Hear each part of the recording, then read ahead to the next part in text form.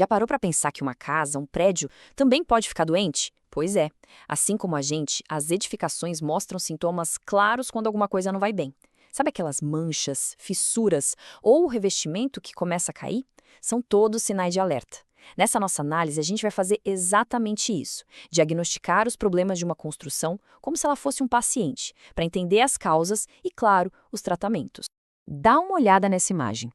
Uma rachadura assim é o tipo de coisa que a gente às vezes nem dá bola no dia a dia, né? Mas se a gente for traduzir o que a construção está dizendo, isso aí é um pedido de socorro. É a parede falando para a gente que algo, seja na estrutura ou nos próprios materiais, está sofrendo uma tensão. É o primeiro sintoma de uma doença que a gente precisa investigar a fundo. Então, vamos mergulhar de cabeça nisso. Como é que uma fissurinha que mal se vê pode virar um problemão? É essa jornada que a gente vai explorar agora. Pensa que isso aqui é tipo uma consulta médica para edificação. Primeiro a gente entende os sintomas, depois vai atrás da raiz do problema e aí sim consegue encontrar a cura certa. Bom, uma vez que a gente identifica um sintoma, como uma fissura, o passo seguinte é o diagnóstico. E a notícia boa é que, na patologia das construções, que é o nome técnico para isso, já existem estratégias bem claras para tratar essas questões.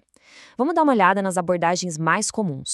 Olha só como essas estratégias vão do mais simples para o mais complexo. A gente pode simplesmente eliminar o problema, sei lá, tapar uma fissura. Ou pode ir além e substituir uma peça inteira que está danificada. Às vezes a solução é só estética, né, para ocultar a anomalia. Mas as estratégias que realmente funcionam a longo prazo são as preventivas. Proteger a construção de futuros agressores e, o mais importante de tudo, eliminar a causa raiz do problema. É como tratar a doença de verdade e não só o sintoma. Mas para entender de verdade a saúde de uma edificação, a gente precisa olhar para os seus componentes mais básicos, quase como se fossem as células do nosso corpo. E no caso da alvenaria, a gente está falando dos blocos cerâmicos. É bem aí, de forma silenciosa, que muitos problemas começam. Esse número de 8 a 22% pode parecer meio aleatório, né? Mas ele é absolutamente crucial. De acordo com a norma da ABNT, essa é a faixa ideal para a absorção de água em blocos cerâmicos. Se um bloco absorve água de mais ou de menos, esse equilíbrio se quebra e a doença começa a se instalar. Então, o pulo do gato está nesse tal de índice de absorção de água. Ele basicamente diz para a gente quão poroso é o bloco.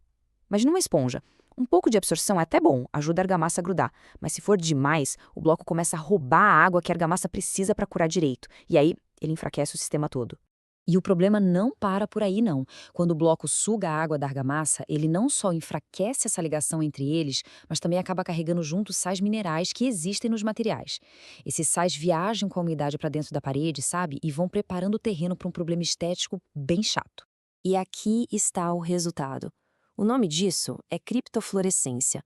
Basicamente, aqueles sais que a água carregou se cristalizam por baixo da pintura ou do reboco. E quando eles se expandem, literalmente empurram o acabamento para fora. É daí que vem aquelas bolhas e o descascamento. E pensar que tudo isso pode ter começado com um simples bloco cerâmico, que estava com sede demais. Agora, vamos sair da alvenaria e entrar na edificação para analisar um outro sistema super comum, o drywall. Ele é rápido, versátil, mais econômico. Mas, como tudo na vida, tem suas próprias fragilidades e precisa de um check-up bem cuidadoso. O gesso, que é a base do drywall, tem um monte de qualidades, né? O acabamento fica lisinho, ajuda no isolamento de som e de calor, e a obra é bem mais limpa e rápida. Mas o seu grande calcanhar de Aquiles é a água. O gesso é muito sensível à umidade, o que faz com que ele não seja uma boa ideia para áreas externas ou lugares que têm contato direto e constante com a água, a não ser, claro, que se use a placa certa para o ambiente certo. E aqui estão as 3 versões principais do drywall. A placa branca, a Standard, é a comum, para salas e quartos. A verde, RU, tem uns aditivos que a protegem da umidade, então é perfeita para banheiros e cozinhas. E a rosa, RF, tem componentes que a tornam mais resistente ao fogo, ideal para saídas de emergência, por exemplo. Escolher a placa errada aqui é como dar o remédio errado para o paciente. Não vai funcionar. Agora presta bem atenção nessa comparação. A instalação correta, que está à direita, mostra as placas desencontradas, o que a gente chama de amarração. Isso distribui a tensão por toda a parede, deixando ela muito mais forte. Já a instalação da esquerda, com as juntas todas alinhadas, cria uma linha de fraqueza. É praticamente um convite para o aparecimento de fissuras no futuro. E esse aqui é outro erro clássico. Alinhar a emenda da placa bem na quina de uma porta ou de uma janela, como na imagem da esquerda, é pedir para ter dor de cabeça. Toda vez que a porta bate, a vibração vai toda para aquela junta frágil e adivinha, a trinca aparece.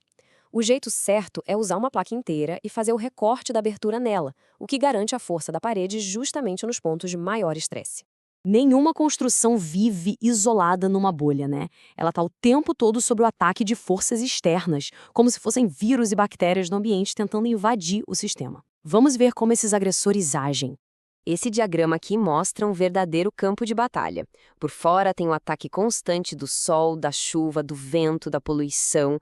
Por dentro tem a pressão da umidade que a gente gera, da condensação, do peso das coisas. Tudo isso está agindo sobre a pele do edifício, que são as fachadas e a cobertura, 24 horas por dia. E essa frase resume tudo perfeitamente.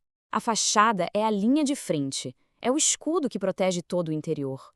É por isso que ela é a parte que mais sofre e onde os sintomas de envelhecimento e de doença costumam aparecer primeiro. Um dos agressores mais implacáveis e que a gente nem vê é a variação de temperatura. Durante o dia, o sol esquenta e os materiais dilatam. À noite, eles esfriam e se contraem.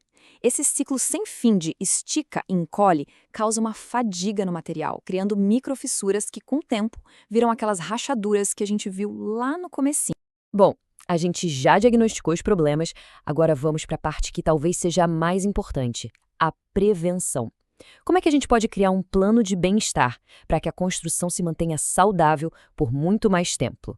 A saúde de uma construção começa muito antes da primeira parede subir. Começa lá na escolha de materiais de qualidade, que seguem as normas. Passa pela limpeza das peças para garantir que tudo vai colar direitinho. E inclui usar técnicas inteligentes, como projetar juntas de dilatação, que funcionam como as articulações do nosso corpo, permitindo que o prédio se movimente sem se quebrar. E voltando àquela história da absorção de água, aqui vai uma receita simples para evitar o problema. Limpar os blocos é o passo 1. O passo 2 é o segredo. Umedecer o bloco um pouquinho. Isso mata a sede inicial dele e impede que roube a água da argamassa. Depois é só seguir as instruções e principalmente ter paciência. O tempo de cura, que pode levar até 28 dias, é o tempo que a argamassa precisa para ganhar força total. No fim das contas, depois de toda essa análise, a questão que fica é essa. Entender que uma construção tem um ciclo de vida, que ela pode adoecer e que precisa de cuidado preventivo, isso muda completamente o jeito como a gente olha para as paredes que nos cercam. Uma casa saudável não é só uma questão de aparência, é uma questão de segurança, de conforto e de durabilidade. E a força dessa armadura depende das escolhas que são feitas desde o projeto inicial.